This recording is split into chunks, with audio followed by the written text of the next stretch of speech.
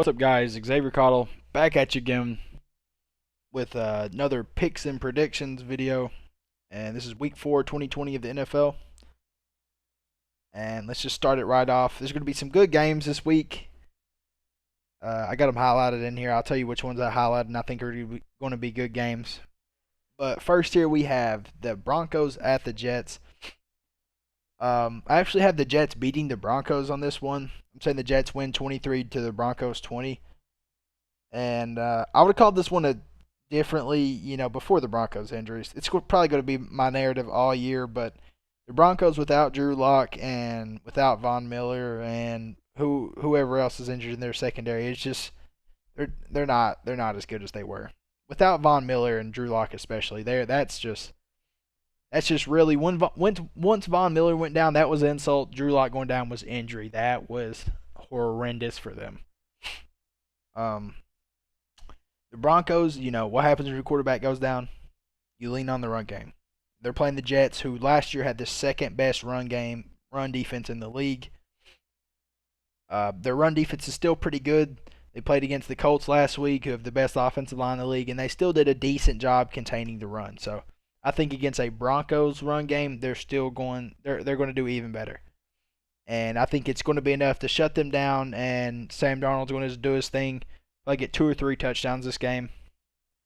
Had a terrible time versus the Colts, but the Colts look legit in their secondary. Colts look legit.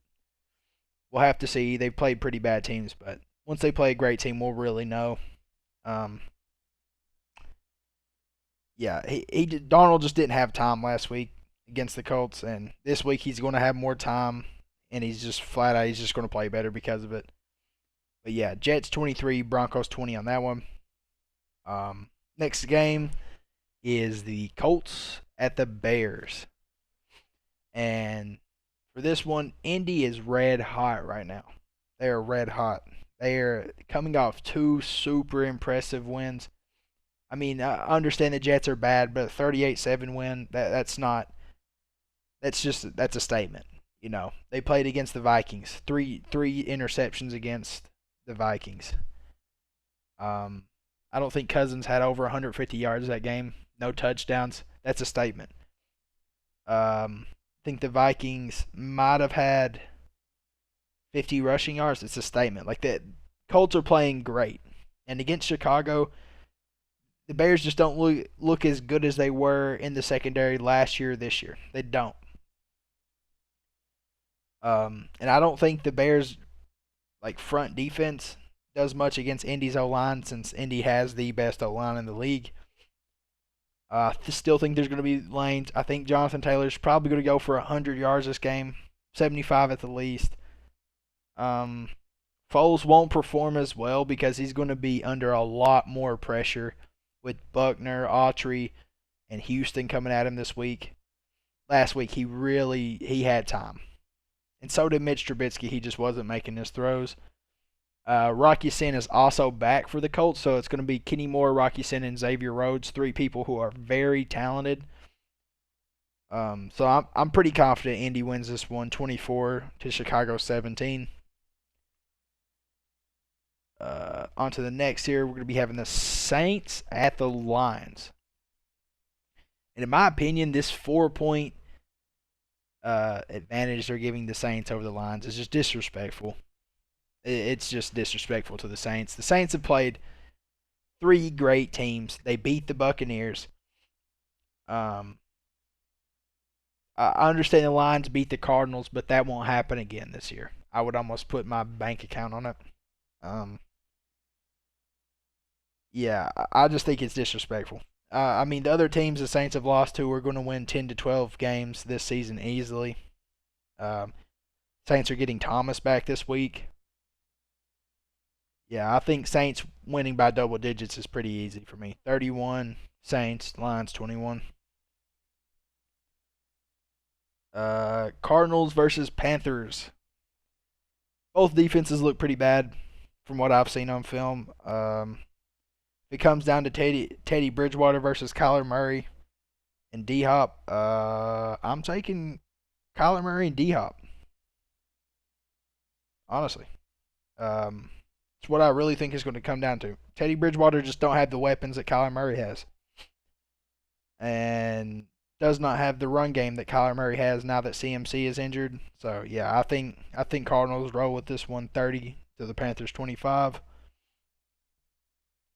Next game, I got the Jags versus the Bengals, and I'm taking the Bengals solely because I think Joe Burrow's going to have a field day against the Jags secondary. Jags secondary looks pretty bad.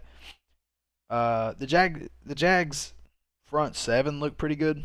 So like Taven Bryant is an example of a really good young explosive D tackle I like in this league, who I think is going to have a good long time in this league. I think he's very underrated. I think once more people start noticing him, he'll get the recognition he deserves. But until then, it's hard to say. But Taven Bryan is one of the most explosive D tackles in this league, hands down, if not the most. I mean, he gets off the ball like a maniac.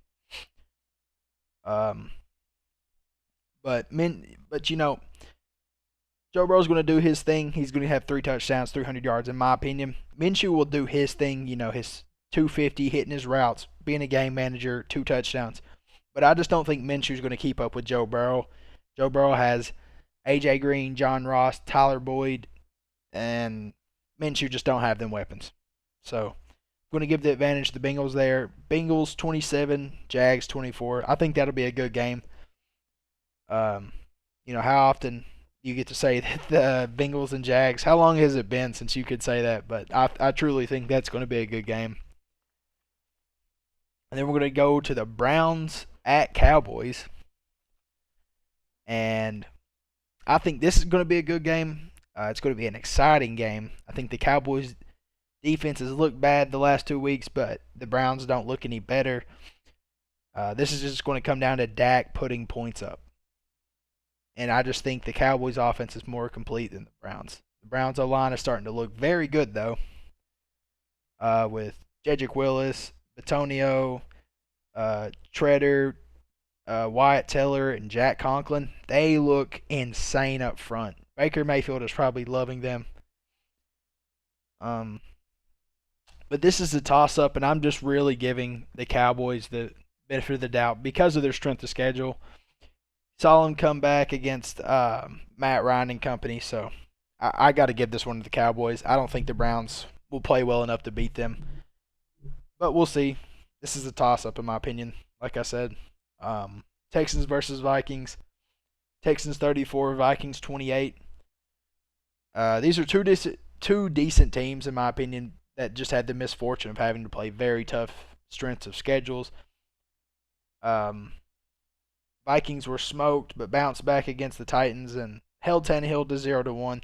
They didn't win that game, but their offense looked like it was firing in all cylinders. But against the Colts, they scored 3 points in like 55 minutes. They didn't score that last touchdown to the last 5 minutes, and that was because the Colts had like every single reserve player they had on the field. I mean, they literally just gutted their whole team and like, here, you want one, take it.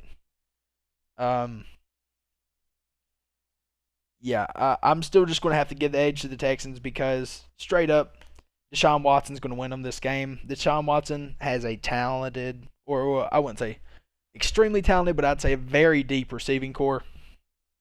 And the Vikings secondary looks like shit. Be frank with you. I think they look just as bad as,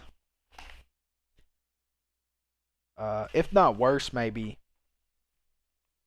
than the Falcons, realistically. And both of them had pretty terrible secondaries this year. But, yeah, I'm going to give the edge to Deshaun Watson. I don't think Kirk Cousins outplays Deshaun Watson this game. That's what it's coming down to, in my mind. Next game, we're going to have the Seahawks at the Fins. This is definitely a no-brainer. Fitz will probably have a couple TDs just because of how bad the Seahawks are up front defensively. And it's honestly, they're bad up front both sides, but they're not as bad offensively on their offensive line as they are on their defensive line. But still, yeah, Russell Wilson might end up winning MVP. Like right now, he's my MVP vote. And I think he routes the Fins. I think he lights them up. So I'm saying Seahawks 34, Fins 20. Um, Chargers at the Bucks. I think I'm not saying this is a no-brainer because Herbert played really good against the Chiefs. I want to see him versus this Bucks team because he's not. The Bucks defense looked very stingy the last couple weeks, um, and I don't think it's going to be any different against Herbert. I think the Bucks have one of the best run defenses in the league, and Herbert is going to be hard pressed to get yards and get touchdowns when he has no run game to help him. I think the Chargers defense will keep them in it just a little bit. You know, they have a solidified defense. They got Melvin Ingram, Joey Bosa. They have a defense. But I think the Bucks end up winning this one through the air. And Tristan Wirfs, and they got guard play. The Bucks have a good offensive line too, so I have to give this one to the Bucks. 24 to the Chargers 17. This could end up being a good game if Justin Herbert is just absolutely balling out, but well, I can't give him the benefit of the doubt in the NFL yet. He hasn't proved it. Next game, Steelers at Titans. Steelers at Titans. If the Titans had Adoree Jackson, I might call this one a little bit different. But yeah, I think Big Ben just will pick on a 30-year-old Malcolm Butler and a 36-year-old Jonathan Joseph. That's flat out how I see it. Juju Smith-Schuster's about to have a crazy game. I would almost bet my bank on it. Yeah, neither team will really have much success on the ground. You know, Titans have Simmons and Clowney, and Steelers have T.J. Watt, probably the best edge defender in the league, and Cam Hayward and Bud Dupree, who's one of the best pass rushers. So, yeah, I'm really. This is going to be a good defensive game. That's why I had the score so low. But I think the Steelers do win this one, 21 to the Titans 17. Steelers are my favorites in a lot of games this year because how well they match up defensively. Tannehill didn't play good against the Vikings, so I'm not giving him the benefit of the doubt against the Steelers. That's just how I feel. But yeah, Steelers 21, Titans 17. Next game is going to be the Giants versus the Rams. And this is a no-brainer to me. Rams shut the Giants offense down. Daniel Jones will make a couple decent plays, but he won't do anything close to stay in it. And the Rams offense has looked very good this year. Back to the form when they went to the Super Bowl, in my opinion. Cam Akers has been doing great. He won't be here for this game. I think he's injured, but he'll be back next week. Jared Goff's playing really good this game or this year. So, in my opinion, I think the Rams get this one pretty easily. 31 Rams, 13 Giants. Yeah, for this one, Bills versus Raiders. I'm saying the Bills win this one 31 to the Raiders 28. This, in my opinion, is going to be game of the week. Josh Allen's making his case for most improved. Even though he was great last year, he's looking so much better this year. He's got Stephon Diggs now. You know, and he's looking to take control of his conference. He's been tired of the Patriots leading this conference year after year, getting the bye. He wants the bye this year, and you know he's looking like it. He's playing like he wants the bye. The Raiders have a great running game, spearheaded by their offensive line. Best center in the league is on that team: Rodney Hudson, Josh Jacobs. Fun fact here: the Raiders actually have the most cap room spent on their offensive line, and Richie Incognito is injured, but still yet they have good depth. So the Raiders, they showed the league what they want to do. They want to have that dominant offensive line. They want to have Josh Jacobs. They want to run the ball on you. Because of how dominant their run game's been, Derek Carr, as a result, has been playing great.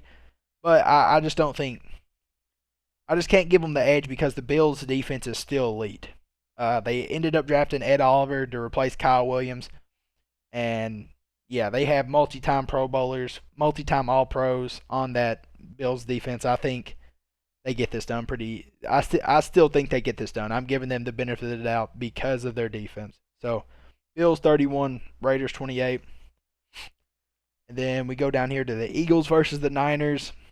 Nick Mullins is a beast. I'm going to be honest. Maybe better than Garoppolo, but definitely the best backup in the league. Um, the Eagles' D-line should disrupt them enough to keep them in the game. But Carson Wentz is my main concern right now. I don't know if his problem is injury or not having any help, but time will tell. I don't know what his issue is. I don't know what his issue is. If he doesn't play good this game and the next, if he don't play good this game against a beat up 49ers and he don't play good next game, it might be time to put Jalen Hurts in. His O line's playing fairly well from what I've seen through tape, even though they're missing Brandon Brooks. Jason Peters is kind of regressing, but they still got Jason Kelce and Lane Johnson. And Lane Johnson's film from week 3 looked elite. He still looks elite. He still looks fast. He still looks strong. He's still getting hip to hip. He's still moving well in space. Still moving well on screens. Lane Johnson still looks good. So Eagles, with all these injuries, I'm gonna be honest, they should win this game. But I just don't think they do. I don't think something's wrong with Carson Wentz right now. I don't know what the issue is, but they need to figure that out quick if they want to do anything. Ravens versus Washington. Yeah, this is this is obviously a no-brainer. Ravens will obliterate them, just straight up. Washington's only bright spot is the D-line, and they'll most likely be nullified by the Ravens' offensive line, who's probably top 5 in the league. Haskins isn't very good.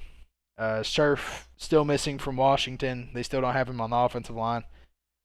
Yeah, and Lamar's just going to eat them up. Lamar's probably going to have 500 yards from scrimmage, rushing and passing. 500 total rushing and passing. Yeah, and then this is going to be probably the second best game of the week, in my opinion. Maybe the best. It depends on how they play out, but it's going to be the Chiefs versus at the Pats. Or the Pats at the Chiefs, my fault. And I think Mahomes is going to do his thing. This Patriots secondary is great, and they got Belichick coaching. But the Chiefs just have too much firepower. They got Kelce, they got Mahomes, they got Hill, they got Watkins. They got their new running back from LSU, and he's been playing so good. Their offensive line is even playing better than last year. They still got Chris Jones. They still got Tyrann Mathieu. They just have so much. The Chiefs just have so much. I cannot call the Pats to win this game. Yeah, so I'm still saying Chiefs 28, Pats 20. Pats have a chance. I just don't think Newton will do anything. This is going to be Cam Newton's hardest challenge yet, and I don't think he can beat the Chiefs. Just going to be honest. He's not the one to beat the Chiefs. Falcons versus Green Bay. Now, this game will be better than people will probably call it. The spread is minus 7.5, so pretty much 8-point favorites for Green Bay. 7.5-point favorites, whatever. Falcons have been on the unfortunate end of some massive comebacks these last 2 weeks, and that is just on the coaching staff, 100%. They'll come out fired up, but that being said, I don't think they will even lead this game. Not only is Aaron Rodgers playing well, Green Bay's defense is looking very good, and they have Kenny Clark and Zadarius Smith putting a pass rush, run defense. Yeah, their D-line's nice. Falcons' secondary is mediocre at best, and they're going to have to verse a Green Bay offense with Aaron Jones, three-headed snake, Aaron Jones, Aaron Rodgers, and Devontae Adams. And I just don't think they can overcome that. So I'm taking Green Bay in that one, 38, Falcons 28. And that's going to cap it off there. If you're still here, thank you. I really appreciate it. I'm going to be doing these every week. After the games are over, I'm going to do a video just reviewing, be like, hey, what was I wrong? What was I right about? How will this transpire through the season? Blah, blah, blah. But like I said, thank you for being here. If you don't care, pause the video, like, subscribe, comment. Until next time, peace.